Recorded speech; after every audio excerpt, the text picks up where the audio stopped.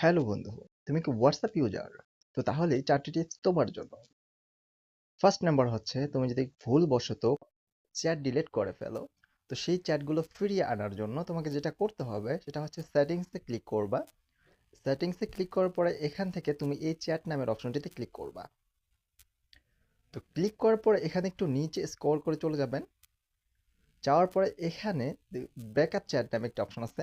হ্যাঁ, chat backup, এটাতে click করে ব্যাকআপে ক্লিক করলে হারিয়ে যাওয়া চ্যাটগুলো আবার নতুন করে ফিরে আসবে। তারপর আসি নেক্সট স্টেপে।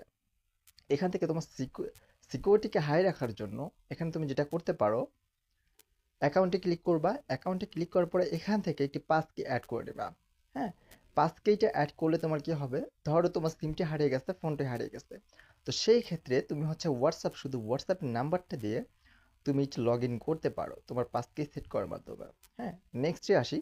এখানে তুমি তোমার ইমেলটি অ্যাড করে নেবা, যে ইমেলটি তোমার একান্তই পার্সোনাল ইমেল, সেটি অ্যাড করে নিবা। অ্যাড করার পরে এখান থেকে ভেরিফাই করে নেবা। দেন ভেরিফাই করার পরে এখানে ব্যাগে চলে আসবা। ব্যাগে চলে আসার পরে এখানে টু স্টেপ ভেরিফিকেশনটি অন করে দেবা। টু স্টেপ ভেরিফিকেশনটি অন করে এখানে একটি পিন সেট করে রাখবা, যেটা হচ্ছে তোমার হোয়াটসঅ্যাপটি যদি কেউ লগ ইন করে ফেলে, তো সেই ক্ষেত্রে এই টু স্টেপ ভেরিফিকেশন ছাড়া সে কাউকে মেসেজ করতে পারবে না, বা হচ্ছে কাউকে কল করতে পারবে না। বন্ধু, এই ছিল টিপস। ধন্যবাদ এতক্ষণ দেখার জন্য।